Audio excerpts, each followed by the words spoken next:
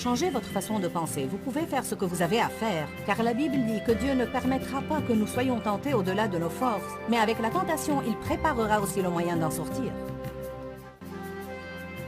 Vous ne manquerez de la puissance de Dieu pour accomplir ce que vous avez à faire que lorsque vous essayez de faire quelque chose que le Seigneur ne vous a jamais demandé de faire en premier lieu. Restez avec nous dans Jouissez de votre vie.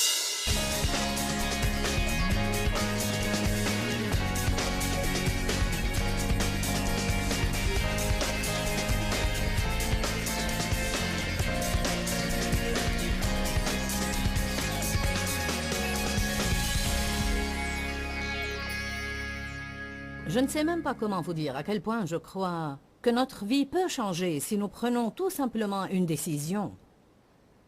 Dans toute situation qui se présente, je veux que mon but dans la vie soit toujours de faire ce qui est juste. Nous avons répété hier, je dois faire ce qui est juste et je dois bien traiter les gens. Répétons cela, je dois faire ce qui est juste et je dois bien traiter les gens. En fait, vous savez, à cet égard, il y a une bonne et une mauvaise façon de faire face aux tempêtes de la vie. Saviez-vous cela? Avant d'être rempli de l'Esprit Saint et de commencer à apprendre vraiment sur la puissance qui m'est disponible en tant que croyante, je n'avais jamais fait face à aucune des tempêtes de la vie comme il faut. J'imagine que beaucoup de personnes d'entre vous continuent à ne pas faire face aux tempêtes de la vie comme il faut. Vous dites, comment sommes-nous censés faire cela? Bien, il ne faut pas qu'on soit contrarié. Pas du tout. Comment puis-je ne pas être contrarié quand j'ai des problèmes? C'est ce que le monde pense, et c'est de cette façon que le monde nous a appris à réagir aux choses que nous n'aimons pas. Mais comme dans toutes les choses, ce que Jésus nous apprend est totalement l'inverse de ce que le monde nous apprend. Il dit que nous pouvons avoir la paix en pleine tempête. Pensez combien ce serait merveilleux si, quoi qu'il se passe, vous pouviez rester inébranlable.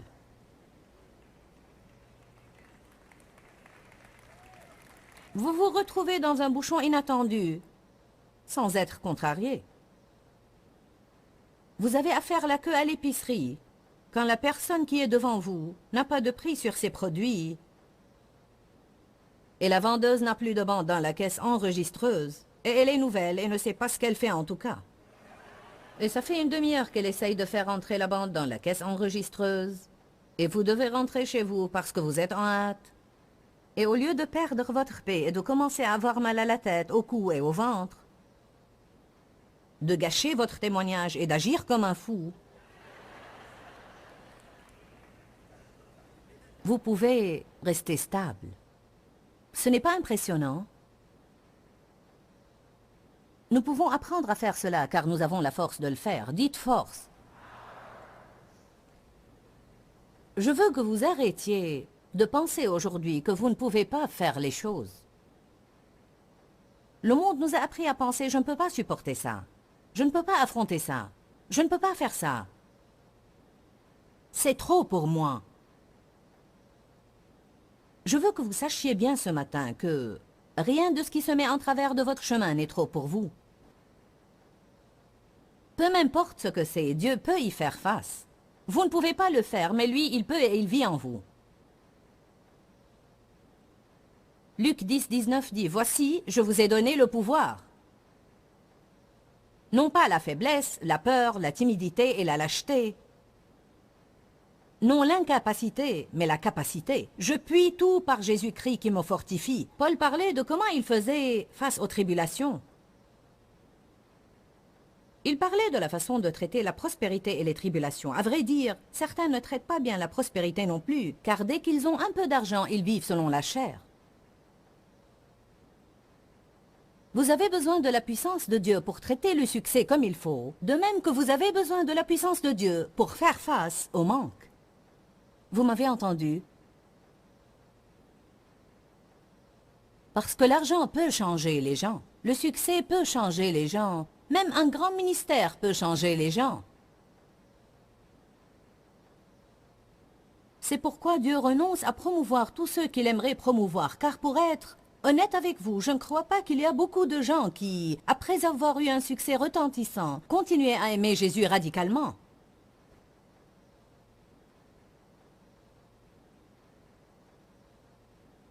Paul a dit que je sois dans l'humiliation ou l'abondance.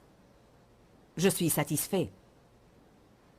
Nous traversons des épreuves dans la vie où nous passons parfois par une période d'abondance et tout va super bien, et puis tout à coup nous sentons comme si le monde était bouleversé.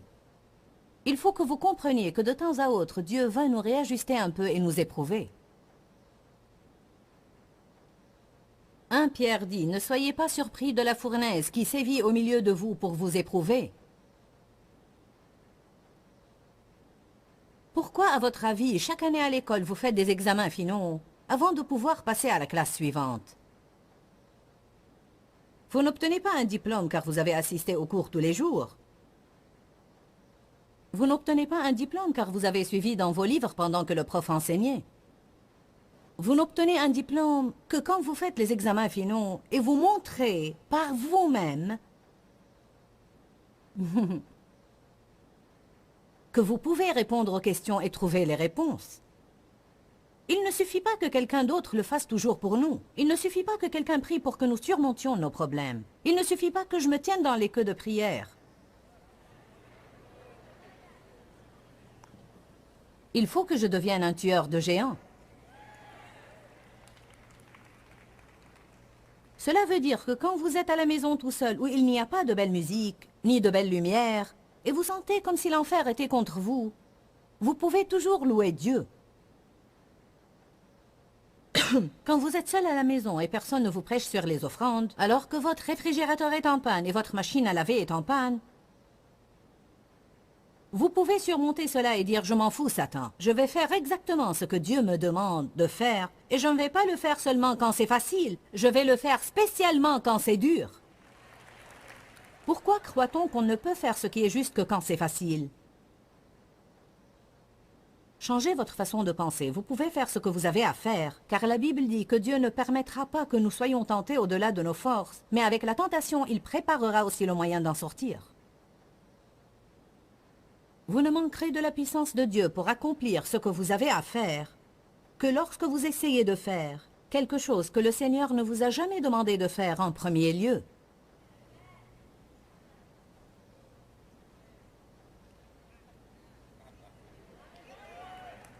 Il est l'auteur et le consommateur de notre foi, mais il n'est pas dans l'obligation de terminer ce qu'il n'a pas commencé. C'est pourquoi il est important, quand vous déployez vos efforts, de vous assurer que vous avez entendu de Dieu et de ne pas vous mettre à l'œuvre dans quelque chose que vous commencez, et puis vous mettre en colère contre Dieu s'il ne vous donne pas la force d'accomplir ce que vous essayez de faire. Et je vous dis, il ne me faut pas longtemps pour réaliser si je marche selon la chair plutôt que l'esprit, car j'ai suffisamment d'expérience avec Dieu pour savoir que s'il est présent dans ce que je fais, il me donnera tout ce qu'il faut pour l'accomplir. Il me donnera la sagesse, il trouvera des personnes pour m'aider, il me fournira les finances, il me donnera le désir et il me donnera l'énergie nécessaire dont j'ai besoin. Allez maintenant. Mais si je fais quelque chose car quelqu'un veut que je le fasse, je manquerai de finances, je me débattrai et je combattrai les diables tout le temps. Et si je fais quelque chose parce que je veux le faire, je manquerai de finances, de force et je manquerai même de vrais désirs. Vous vous sentirez épuisé et à bout de force tout le temps, et vous ne ferez que réprimer les diables. Non merci, j'ai assez fait cela. Je veux jouir de ce que je fais, sinon je ne vais pas le faire. Et je ne pourrai en jouir que si Christ le faisait à travers moi. Christ en moi, l'espérance de la gloire. Amen. Sans moi, vous ne pouvez rien faire. Dites, je peux faire ce qu'il faut que je fasse. Déclarez cela maintenant de tout votre cœur.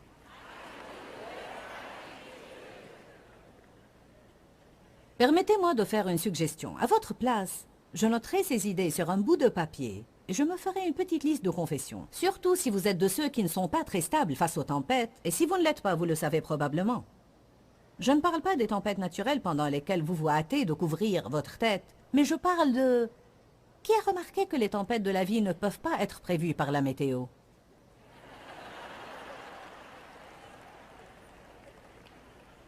Il y a de grandes tempêtes et de petites tempêtes. Il y a de courtes tempêtes et de longues tempêtes. Mais laissez-moi vous dire quelque chose clairement. Tout le monde aura des tempêtes. Mais le soleil brille toujours de l'autre côté des nuages. Le soleil brillera toujours de nouveau. Une des choses que vous avez besoin de dire en pleine tempête, et cette tempête va disparaître. Elle va disparaître, et je vais la surmonter. Quand le diable vous dit « vous n'allez pas le faire », vous devez ouvrir votre bouche et dire « je vais la surmonter ». Quand le diable vous dit « vous ne pouvez pas faire ça », ouvrez votre bouche et dites « je peux le faire, je peux faire tout ce qu'il faut que je fasse, car Dieu ne me délaissera et ne m'abandonnera point ». Il faut que vous répondiez au diable. M'avez-vous entendu? Ne restez pas passif lui permettant de vous bourrer la tête de mensonges et d'inepties, de vous embrouiller et même de vous rendre fou alors que vous vous mettez d'accord avec lui. Une pensée vous vient, je ne peux pas le faire, et vous dites je ne peux pas le faire. Une autre pensée vous vient, c'est trop pour moi, c'est trop pour moi. Une autre pensée vous vient, je ne peux plus supporter ça, je ne peux plus supporter ça. Puis une autre pensée, je ne peux pas endurer ça, vous dites je ne peux plus endurer ça.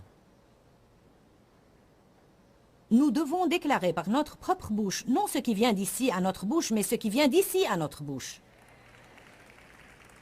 Amen. Faisons comme les enfants. Faites cela et dites, je ne vais pas faire ça. Je vais faire ça.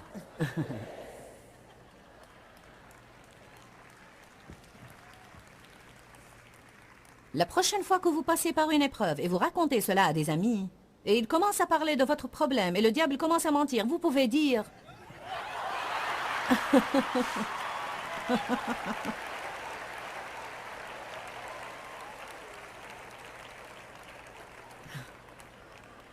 Ça attire l'attention, n'est-ce pas? Qui a jamais senti sa pensée se débattre contre son esprit? Tout le temps, non? Une partie du cheminement dans l'esprit veut dire que je vais me mettre d'accord avec mon esprit au lieu d'être d'accord avec mes pensées parce que la Bible dit que le désir de la chair, c'est la mort. La Bible amplifiée dit que le désir de la chair, c'est le raisonnement sans le Saint-Esprit. En d'autres termes, c'est ce qui provient des pensées. Comme ce que nous avons lu hier à propos de Salomon. Il a dit, j'ai consulté mes propres pensées. Dites tous, grande erreur.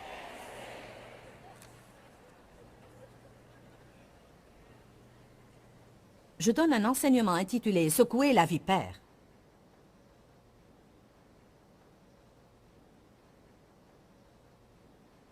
Lorsque Paul était à l'île de Malte, il était installé avec des barbares près du feu, et une vipère en sortit par l'effet de la chaleur et s'attacha à sa main. C'était en fait une vipère venimeuse et mortelle.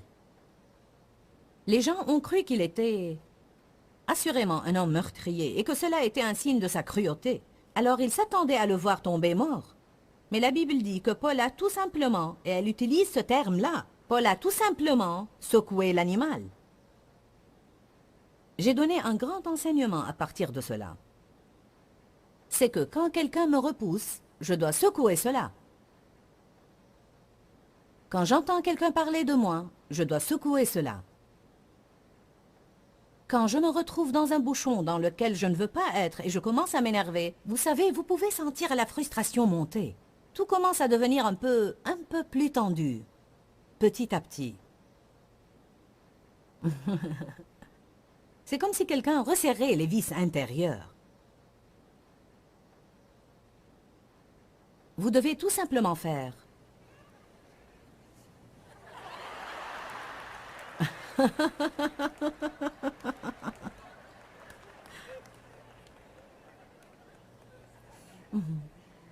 Jésus a dit aux disciples, quand vous entrez dans une ville et ils ne vous reçoivent pas, il y a plein de villes. Vous ne les traverserez pas toutes avant mon avènement. Alors ne vous inquiétez pas de quelqu'un qui ne veut pas vous recevoir. Il a dit, quand vous sortez de cette ville, secouez tout simplement la poussière de vos pieds et allez vers d'autres villes. Quelqu'un a donné cela à ma fille ce matin qui va avec ce message. Alors je vais vous le lire. Un jour, l'âne d'un fermier est tombé dans un puits. L'animal pleurait pitoyablement pendant des heures alors que le fermier essayait de voir que faire à cet égard. Imaginez, l'âne est dans le puits et il est en train de pleurer. Le fermier dit, comment vais-je t'en faire sortir? Finalement, il a décidé que l'animal était vieux et qu'il allait falloir l'enterrer en tout cas. Ça ne valait pas la peine d'essayer de sauver l'âne. Alors il a appelé tous ses voisins et il leur a dit « Nous allons le couvrir de terre ». Alors ils ont tous commencé à jeter de la terre dans le puits. Au début, l'âne s'est rendu compte de ce qui se passait. Il a poussé des cris horribles. Ça vous rappelle quelqu'un que vous connaissez? C'est comme, je sens comme si tout va s'effondrer sur moi. Vous savez, des pelles de terre et de saleté tombent l'une après l'autre.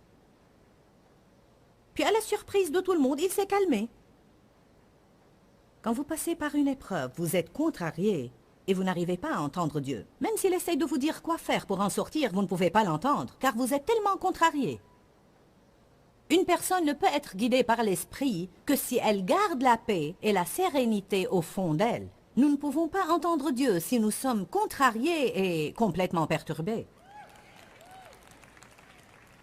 La Bible nous promet que Dieu nous guidera, nous montrera le chemin et nous fera sortir de nos problèmes. Mais je veux le dire de nouveau, nous ne pouvons pas entendre Dieu parler et être guidés par l'esprit si nous sommes dans tous nos états contrariés et frustrés. Car là, vous n'entendez que ce que vous dites vous-même. Vous entendez ce que dit votre âme, vous entendez vos pensées, votre volonté et vos émotions. Je ne veux pas faire cela. J'en ai marre de cela et je ne crois pas que c'est juste. Donc la première chose que vous devez faire quand un problème survient est de vous calmer. Amen. Dites la première chose que je dois faire quand un problème survient est de me calmer. Alors voici ce pauvre âne en bas, couvert de saleté et qui est en train de pleurer. Puis soudain, il se calme.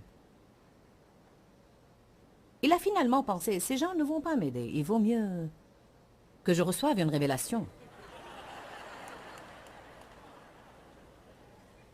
Après avoir versé quelques pelles de plus, le fermier a regardé dans le puits et il a été étonné par ce qu'il a vu. Avec toute pelle de terre versée sur le dos de l'âne, ce dernier faisait quelque chose d'étonnant. Il l'a secoué et puis il marchait dessus.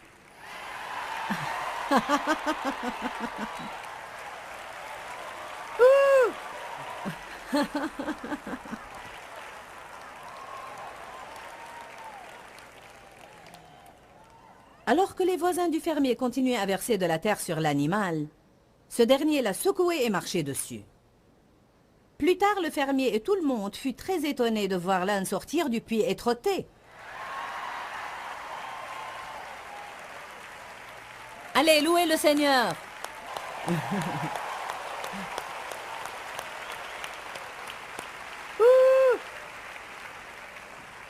Vous savez, nous pouvons soit être enterrés sous nos problèmes, soit les secouer, avoir confiance en Dieu et lui permettre de nous élever vers un endroit plus haut.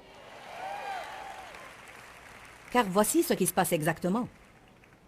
Quand vous êtes au milieu des tribulations dans lesquelles personne ne peut vous aider sauf Dieu, c'est à ce moment-là que vous pouvez connaître Dieu vraiment.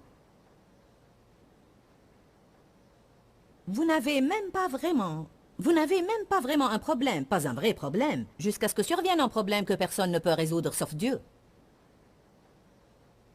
Certaines choses que nous considérons comme problèmes ne sont pas des problèmes. La vie va verser des saletés sur vous, tout genre de saletés. L'astuce pour sortir du puits, c'est de secouer les saletés et de marcher dessus. Alléluia. Dites tous, je ne vais pas être vaincu. Je peux faire tout ce que je dois faire. Si vous n'êtes pas des personnes très stables au milieu des épreuves et des tribulations, notez quelques-unes de ces déclarations. Je peux faire tout ce que je dois faire. Rien n'est trop pour moi. Dieu est toujours avec moi. Et vous devez vous appliquer très sérieusement tous les jours et peut-être pendant 6 mois. Vous devez vous tenir quelque part dans votre maison et vous devez confesser ces choses à haute voix, peut-être 4, 5 ou 6 fois par jour. Et de cette façon, vous pourrez former une nouvelle image à l'intérieur de vous.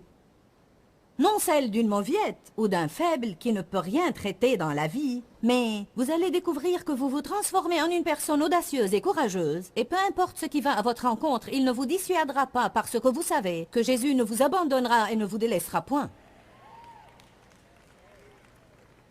Savez-vous que vous pouvez changer l'image que vous avez formée de votre personne en déclarant la parole de Dieu jusqu'à ce que vous la croyiez et que vos pensées soient tellement renouvelées que vous commencez à agir d'une manière différente? Nos actions ne changeront jamais à moins que nos pensées changent. Le psaume 57:1 dit « Aie pitié de moi, ô Dieu, aie pitié de moi, car mon âme cherche un refuge et trouve un abri en toi. »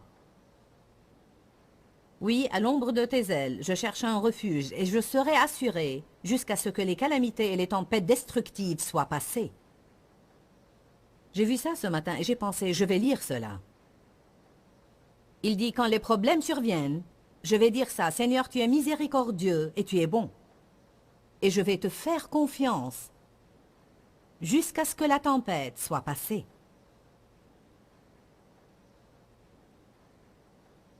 Psaume 94. Vous ne pouvez pas vous échapper aux tempêtes de la vie. Et si vous n'en avez pas une, vous allez en avoir. Ce n'est pas une confession négative. Je ne suis pas en train de maudire votre vie. C'est ce qui vous arrive au moment où vous vous attendez à autre chose. Je n'ai jamais fait un plan dans ma vie pour être bloqué dans un embouteillage pendant 2 heures. Hier, on cherchait une place de stationnement. Et une voiture quittait sa place. Alors Dave attendait pour se garer à sa place. Il avait son feu clignotant allumé clairement, montrant qu'il... Non, en fait, il avait dépassé la place de stationnement et il attendait pour se garer en reculant. Alors il y avait un homme derrière lui sur une bicyclette qui était très contrarié car il s'est arrêté. Alors il tempêtait et il criait après Dave. Nous lui avons souri. Loué soit Dieu. Et alors que cet homme s'insurgeait contre nous, quelqu'un d'autre s'est garé à la même place.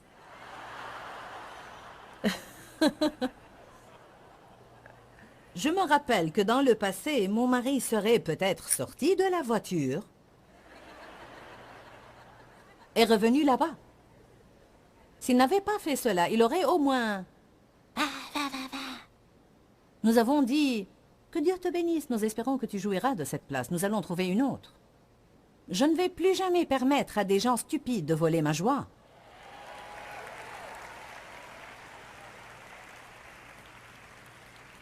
Quel bien y a-t-il en cela? Vous êtes en colère et ils ont pris la place de stationnement en tout cas et vous n'allez jamais les voir de nouveau toute votre vie. Et vous leur avez donné votre joie. Vous savez ce qui s'est passé? Le diable vous a tendu un piège pour vous vexer.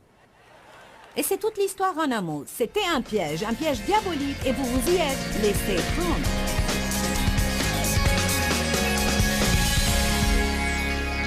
À mon avis, la vie ne mérite même pas d'être vécue si je ne vais pas jouir de la paix et de la sérénité dans ma vie.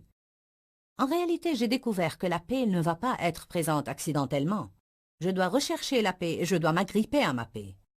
Je crois que si je fais cela, j'accomplirai alors de plus en plus la volonté de Dieu pour ma vie. Tout le monde veut savoir quelle est la volonté de Dieu pour eux. Nous voulons tous rechercher la volonté de Dieu et nous voulons nous assurer que nous accomplissons le but de Dieu dans notre vie. Mais je crois que beaucoup de gens sont la plupart des fois vexés du fait qu'ils n'arrivent pas à entendre la voix de Dieu.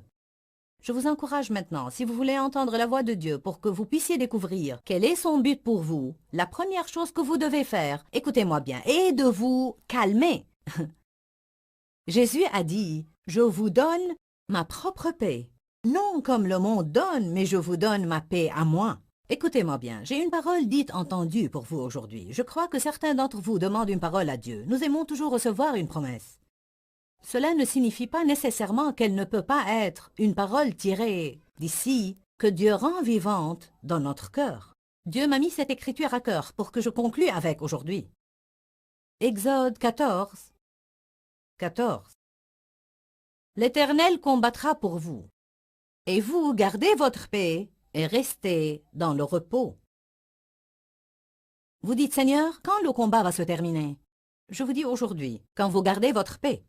Quand vous devenez calme et vous entrez dans le repos de Dieu, vous verrez Dieu combattre pour vous comme personne ne pourrait jamais combattre pour vous. Je vous dis, je crois que les ennemis que vous avez vus aujourd'hui, vous ne les reverrez plus car le Seigneur des armées combat pour vous. Gardez votre paix. Il y a une puissance dans la paix. Que Dieu vous bénisse. Dis-leur que je les aime. Dans ce livret, Joyce Meyer donne une révélation de l'amour de Dieu pour nous.